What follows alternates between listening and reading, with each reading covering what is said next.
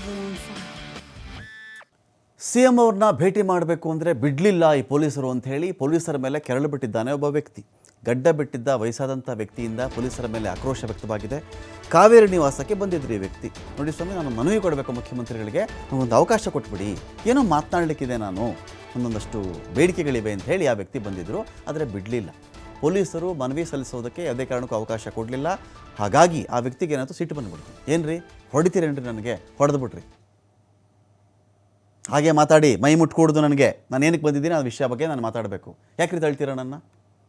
ಈ ಥರ ಪೊಲೀಸರ ಮೇಲೆ ತಳ್ಳಾಟ, ನೂಕಾಟ, ಕಿತ್ತಾಟ ಎಲ್ಲ ಕೂಡ ಆಗಿಬಿಟ್ಟಿದೆ. ಇಲ್ಲಿ ಬ್ಯಾಗ್ನಲ್ಲಿ ಏನಿದೆ ಅಂತ ಪೊಲೀಸರು ಕೇಳಿದ್ದಕ್ಕೆ ಬಾಂಬ್ ಇಟ್ಬಿಟ್ಟಿದ್ದೀನಿ ಇಂದ ಸಿಟ್ಟು ಬಂದುಬಿಟ್ಟು, ಏನಪ್ಪ ಇದೆ ನಿನ್ನ ಬ್ಯಾಗಲ್ಲಿ ಅಂತ ಕೇಳಿದ್ರೆ ಬಾಂಬ್ ಇಟ್ಬಿಟ್ಟಿದ್ದೀನಿ, ನಾನು ಬಾಂಬ್ ಇಟ್ಕೊಂಡು ಬಂದಿದ್ದೀನಿ ಇಂದ. ಗಡ್ಡಧಾರಿ ವ್ಯಕ್ತಿಯ ಉತ್ತರ ಕೇಳಿ ಸುಸ್ತಾಗ್ಬಿಡ್ತಾರೆ ಪೊಲೀಸರು. ಕೊನೆಗೆ ಗೃಹ ಕಚೇರಿ ಕೃಷ್ಣಾದಲ್ಲಿ ಮನವಿಯನ್ನು ಪೊಲೀಸರು ಸ್ವೀಕರಿಸ್ತಾರೆ. ಆ ನಂತರದಲ್ಲೆಲ್ಲ ಶಮನವಾಗಿದೆ ಅಂತ ಕಾಣುತ್ತೆ.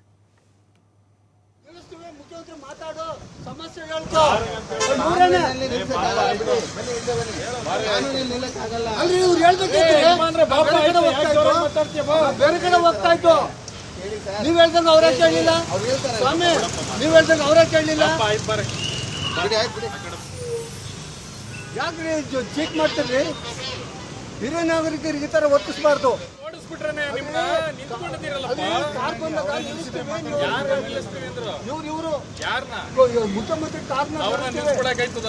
ಮತ್ತೆ ಹೇಳಲ್ಲ, ಹೋಗ್ರಿ.